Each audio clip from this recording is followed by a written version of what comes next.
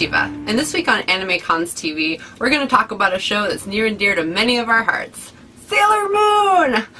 So earlier this spring, several friends and I, including Sketch, were in Tokyo, Japan during the Sailor Moon exposition, which was a huge display of artwork and videos and costumes and everything from the Sailor Moon universe.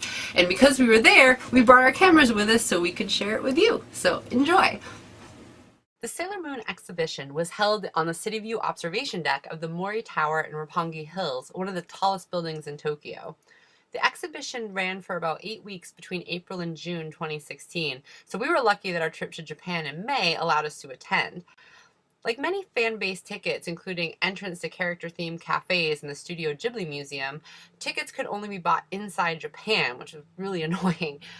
Since we were afraid they'd be sold out before we arrived, we utilized the Go Voyagin service, where for a fee, locals bought our tickets for us and shipped them to our hotel, where they were waiting for us when we arrived. It cost a little extra, but it was worth it to ensure we didn't miss out. Plus, we didn't want to have to live with Brie if she found out she couldn't go. You guys don't understand, the series means a lot. Sailor Moon premiered in Japan in 1992 and was localized in the US and Canada in 1995.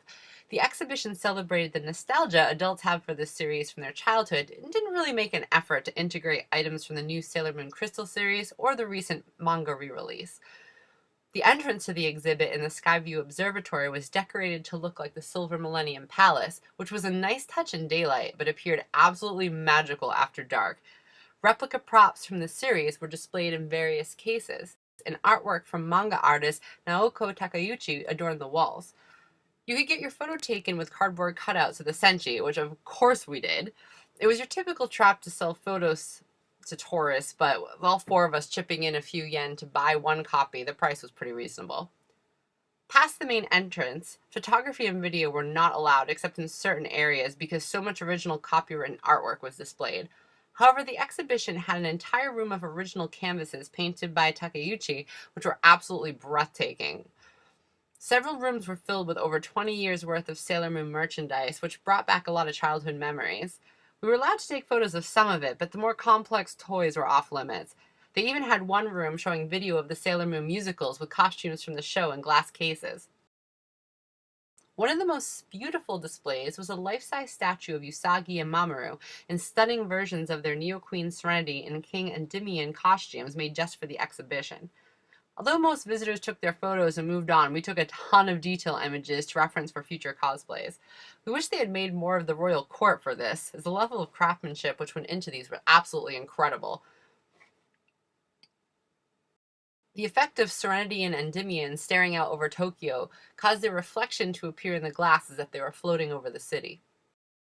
The sun set as we went through the exhibit rooms, and we got to enjoy a gorgeous view of lower Tokyo outside the Skyview windows, with the iconic Tokyo Tower lit up in the background. The City View deck attracts visitors for the view even when there isn't any kind of art exhibition or display for them to see, and we could appreciate why. At the end of the exhibit hall, there was a gift shop with merchandise hyped up as exclusive to the exhibition. We actually showed up with money given to us by a lot of our friends back home because they wanted us to buy them certain things. Unfortunately, absolutely none of it was available. We were pretty disappointed in the selections and didn't buy much of anything because all of the more interesting items were not physically there and had to be ordered but could only be shipped to an address in Japan and took several weeks to get. So it was completely out of the question for us to buy any of that stuff. I think the only item we managed to get for one of our friends was a small, tiny, really, Neo-Queen Serenity statue.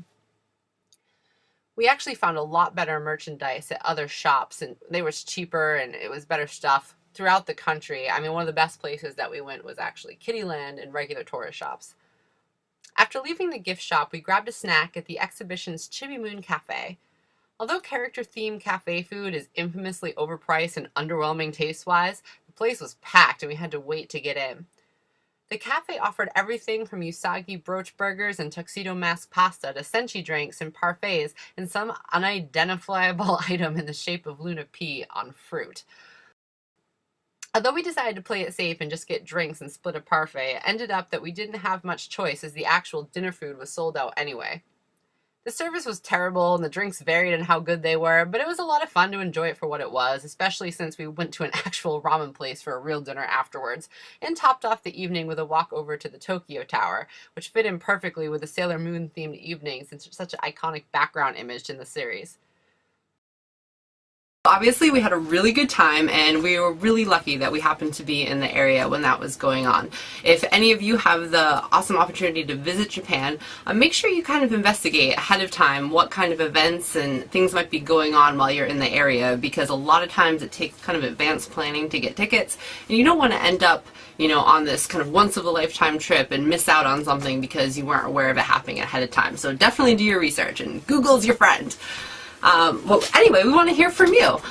Leave us a voicemail at 762-ADEQUATE, that's 762-233-7828, and tell us some cool things about it, or if you like Sailor Moon, we'd love to hear about that. You can also text us at that number, or send us a photo of something funny, although make sure you say who it is so we know who's texting us. You can also email us at podcast@AnimeCons TV. Get all your friends to subscribe to us. Subscribe to us on iTunes at itunes.animecons.tv. Search for AnimeCons TV on YouTube, or watch us on our site at AnimeCons TV. You can also find us on Twitter, Facebook, Instagram, all that good stuff. See you next week.